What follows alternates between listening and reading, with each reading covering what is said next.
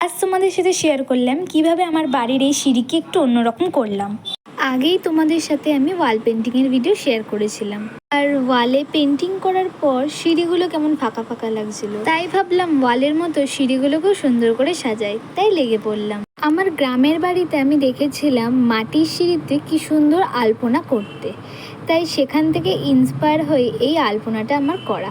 এই আলপনাটা অনেকই সিম্পল, এটা তোমরাও করতে পারবে, যারা ড্রয়িং পারে না তারাও করতে পারবে। শুধু আমি কিভাবে করছি সেটাকে ফলো করতে হবে, তাহলেই তোমরা শিখে যাবে। সিঁড়িতে এই পেন্টিংটা করার জন্য আমি দুটো ডিজাইন, মানে যেটা আমি 1 নম্বর সিঁড়িতে করব সেই সেম ডিজাইনটা আমি আবার 3 নম্বর সিঁড়িতে করব। আবার যেই ডিজাইনটা আমি 2 নম্বর সিঁড়িতে করব সেই সেম ডিজাইনটা আমি 4 নম্বর সিঁড়িতে করব। এই রকমভাবে আমি করেছিলাম।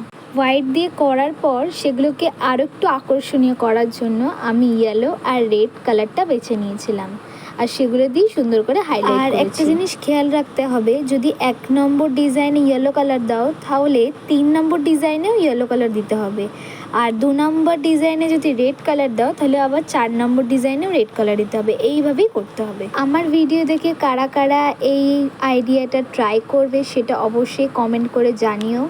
আর যদি ভিডিওটা ভালো লেগে থাকে তাহলে অবশ্যই লাইক, কমেন্ট, শেয়ার করতে ভুলো না। পুরো সিঁড়িটা আলপনা দেওয়ার পর এটা হলো লুক। কেমন হলো অবশ্যই